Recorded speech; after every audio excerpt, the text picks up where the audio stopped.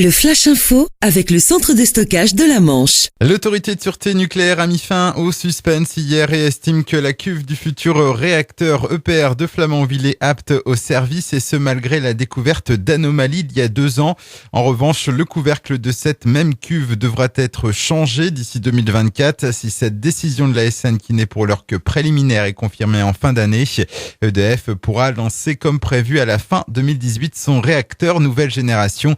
Du côté des associations antinucléaires, elles ne vont pas désarmer malgré ce feu vert provisoire du gendarme nucléaire. Greenpeace a déjà demandé à Nicolas Hulot, ministre de la Transition écologique, de mettre fin au chantier de Flamanville. Un nouveau drame sur les routes de la Manche. Hier, un cycliste d'une trentaine d'années a trouvé la mort après une collision avec un tracteur. Les faits se sont produits sur la commune de La Feuilly, au sud de l'Essé. Les secours sont arrivés sur place, mais n'ont pu que constater le décès de la victime. Le conducteur du tracteur de 21 ans choqué a été évacué vers l'hôpital de Coutances. Une enquête a été ouverte.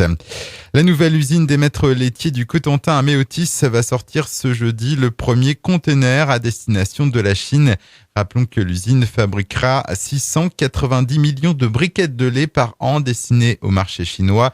La nouvelle usine va consolider les débouchés de 490 millions de litres de lait produits chaque année par leurs collaborateurs. Du sport et du handball, mauvaise nouvelle pour la JS Cherbourg. Rabat Soudani a annoncé qu'il quitterait le Nord-Cotentin pour s'engager avec Amiens, formation de National 1. L'ailier franco-algérien qui en 3 saisons aura inscrit 230 buts avec les Mauves. Les dirigeants de la JSC qui vont donc devoir de nouveau recruter. Et puis du tennis, la Grand-Villaise Myrtille Georges passe le premier tour des qualifications de Wimbledon, le fameux tournoi du Grand Chelem sur gazon à Londres. Classée 230e joueuse mondiale, elle a su maîtriser la Tchèque Teresa Martinkova en 2-7, 6-2, 6-2. Elle doit encore passer 2 tours pour se hisser dans le tableau final. Le Flash Info vous a été présenté par Landra, centre de stockage de la Manche à Digguleville. Pour en savoir plus et visiter notre centre, 0810 120 172, coup d'un appel local.